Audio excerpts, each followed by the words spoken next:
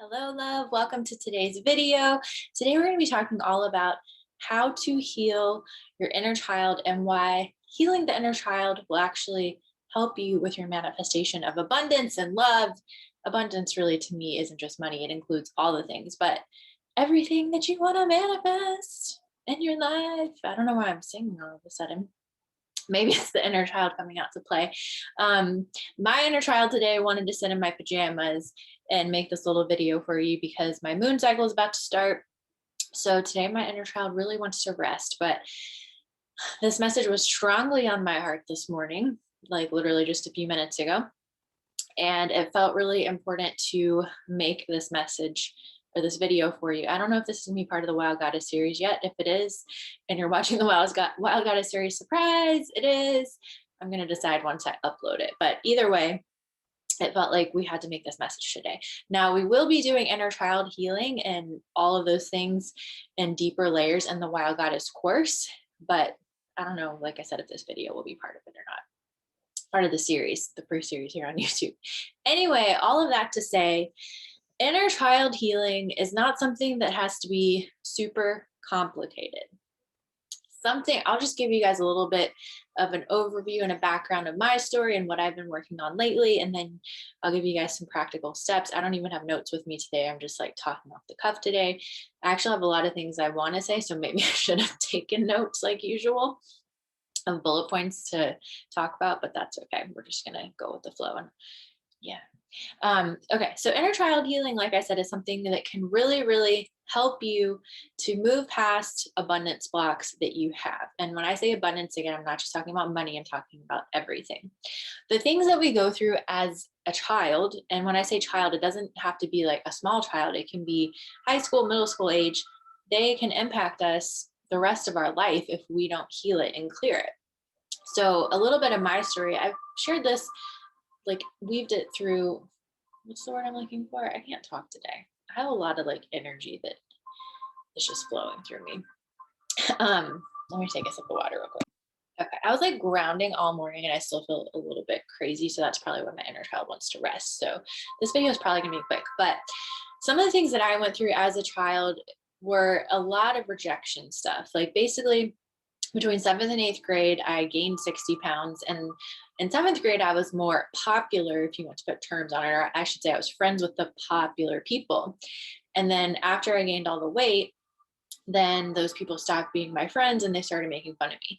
And they also made fun of my hair too. Like I would go to, I think it was geometry class, I remember it happening in. And this was like, because my hair is naturally, I guess we'll call it wavy. This isn't the natural look. This is what the salon did to my hair the other day when I cut it or got it cut. But my hair is naturally kind of poofy and wavy. And back then, and still to this day, I don't always know how to style it when it's natural. So my hair was like kind of like an afro. And not that there's anything wrong with afros, but apparently back then it wasn't as accepted. You know, this was in between 2001, 2005 when I was in high school.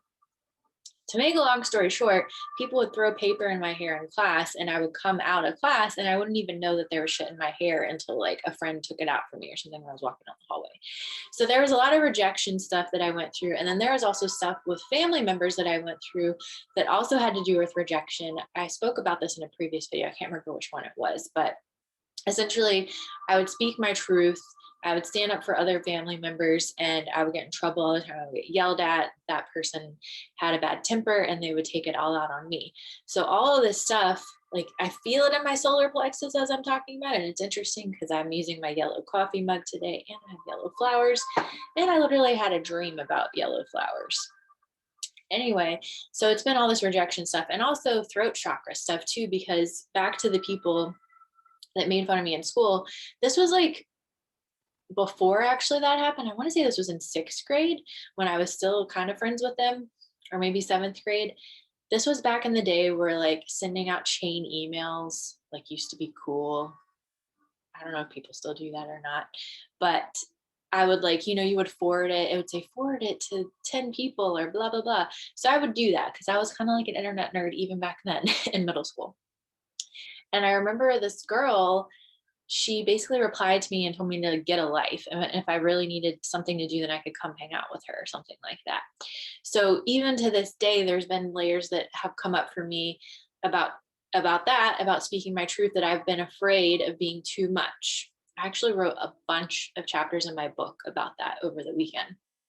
But anyway, you may be able to relate to these stories. You may be able, or you may look back and you may have completely different stories, but those were the two main things that happened in my childhood that have impacted me the most. It's all been the solar plexus chakra. Like I said, the worthiness, that's the color yellow that I mentioned, the throat chakra, and those two are connected and they really work together. And you can download my chakra ebook. I'll link it up below if you need to know more about how the chakras work. But essentially, I was terrified to be myself. I was terrified to speak my truth. So there's a lot of childhood wounds, and they show up as an adult, like I said, if we don't work on healing that and clearing that. And there's many different ways that we can do that, and we'll be discussing that in the Wild Goddess course. I think I am going to make this part of the Wild Goddess series. But it's important for you to go and look back at maybe one or two memories from your childhood. And I don't think most people have a hard time doing this. None of my clients have ever had a hard time doing this. But if you need help, comment below and let me know. So go back to your childhood and look and see what one or two things stand out to you the most. And then do something today to heal that. I actually have a forgiveness meditation, which I'll link up in the comments below, that I made for free on my channel. So you can do that and you can go back and forgive yourself, forgive the people involved. And forgiveness work is a really big part of how you can start doing this inner child healing. Another thing that you can do, and this goes along with what I was saying at the beginning of the video, is to ask your inner child simply what it needs. And like I said, my inner child wanted to wear pajamas and not get dressed today. So that's why I'm sitting here in my bed in pajamas doing this video. But sometimes your inner child might want cupcakes. Mine wants cupcakes a lot. Sometimes it might need a hug. Sometimes it might need a rest or a nap or a whatever. So that's another way that we can really start nurturing and healing our inner child. And like I said, the rest of it we'll be talking about in the Wild Goddess series. But the reason why it's important to also do this work, like I was saying, it creates these blocks to abundance that affect us as adults.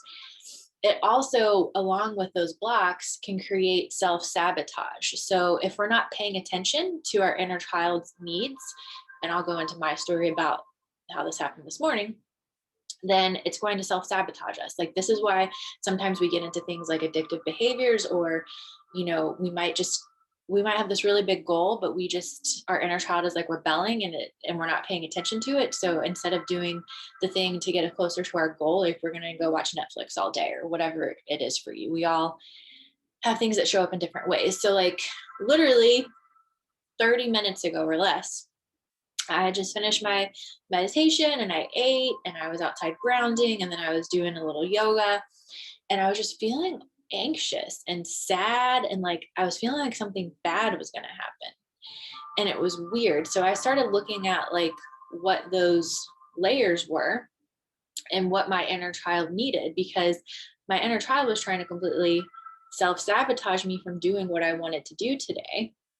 So I had to listen to what it needed. So it told me that I just needed to cry and to really just think about the things that were coming up for me, and to do that yoga. And then, like I said, wear pajamas and then rest after making this video, instead of forcing myself to do more work. So I've learned personally that there's a fine balance, we'll call it, of knowing when to rest. Because sometimes we need to rest. Sometimes we need to push through and actually do something, but we might need to do something first to soothe ourselves before doing the thing, like whatever the action item is. There's so many more layers to all these things that I'm saying right now, but this is just like this much of it. The rest of it we'll be talking about in the course. So really just look at what that might be for you. So for me, I felt like something bad was going to happen. I was like, okay, like what is this anxiety about? And I thought about it, and I'm here at my family's house visiting them right now. And I decided to leave Hawaii in October, if you haven't heard yet from my other videos, by my own choice, to come here to South Carolina and visit my family for a few months. And it's obviously been more than a few months, which isn't what I expected, but things kind of just worked out to where it wasn't right for me to leave yet, basically. And then I know that it's time for me to leave soon. So I've been looking at places back in LA. But I started feeling really sad when I first started looking at places a few weeks ago. I was sad about like leaving my cat. I was sad about leaving my family. And this morning, my dad had asked me if I wanted, I'm going to take a sip of water real quick. If I wanted to go run some errands with him. Okay. I thought I didn't hit unpause, if that's a word. And I basically just said, no, like I really need to rest. If you really like need some company, then I'll come. And he's like, no, we still have plenty of time. It's fine. And it just brought up this thing for me, which I think this is a big part of why I did want to come home and visit my family, because I've lived away, far, far away from my family for years now. Like I lived in Australia and Hawaii and California and wherever the fuck else I live, Bali. And I just get this fear about my parents getting older and like them not being here anymore. I might get emotional talking about it. And I think the same for my cat, because I used to have two cats and I left them here. They kind of are my parents' cats now, essentially, but I got them when I was 19 back in the day when I was married.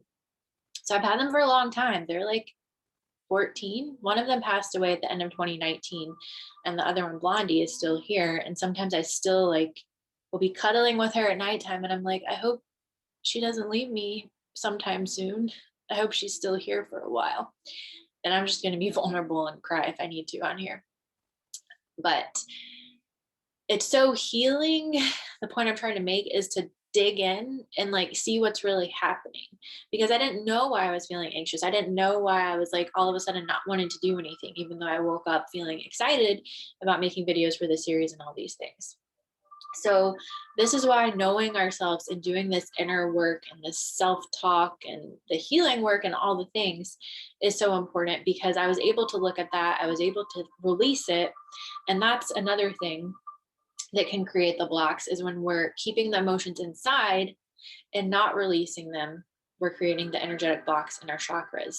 And that's going to hold us back from manifesting what it is that we want.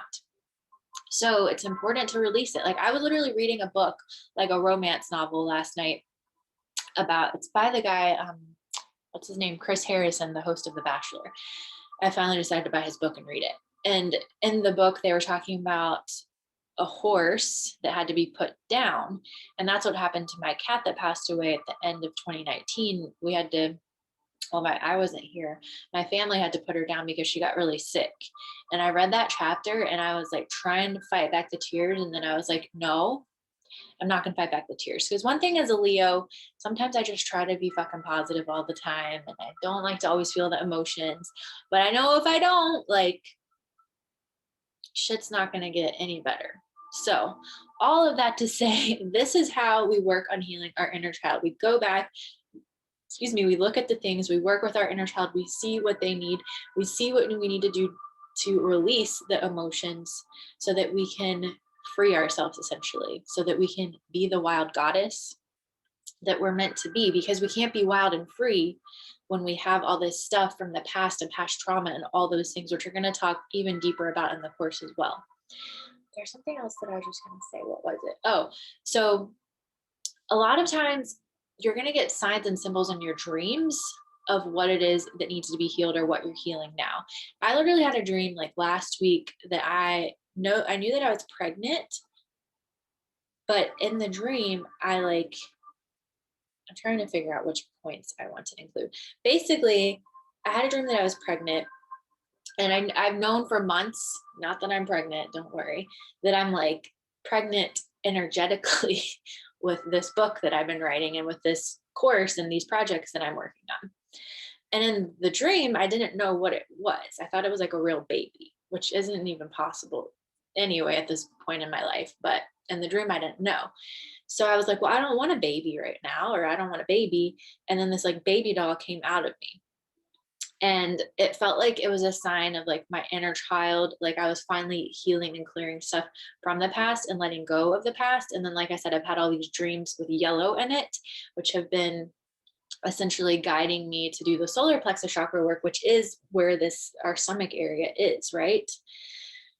And that's like where our worthiness is. So it made complete sense with all this stuff. So I've been doing a lot of solar plexus chakra work.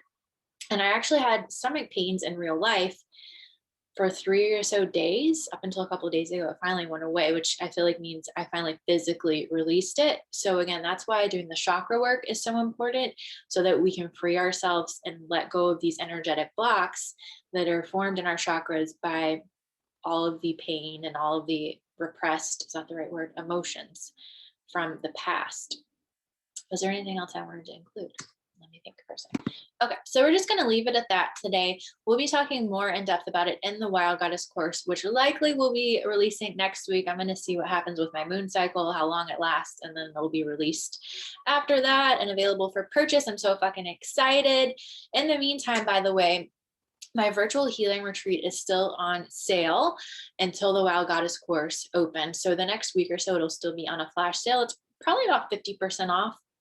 I'm raising on my prices, so I'm just saying it's about 50% off based on what I feel like the new prices will be. Those will be updated soon as well.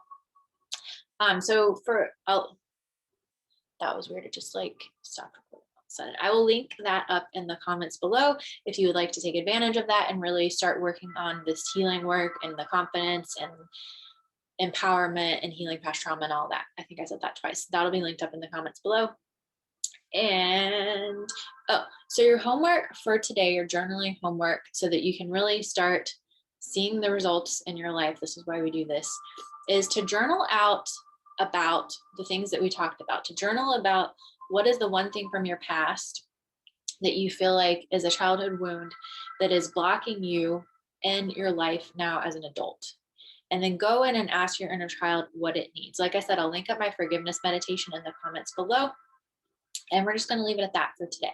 By the way, I forgot to tell you guys in my last video that I got new nails again. All the green for the heart chakra healing, which the heart chakra is really connected to the inner child too. Okay. I love you all so very much. I hope you have the best day ever, and I'll see you soon.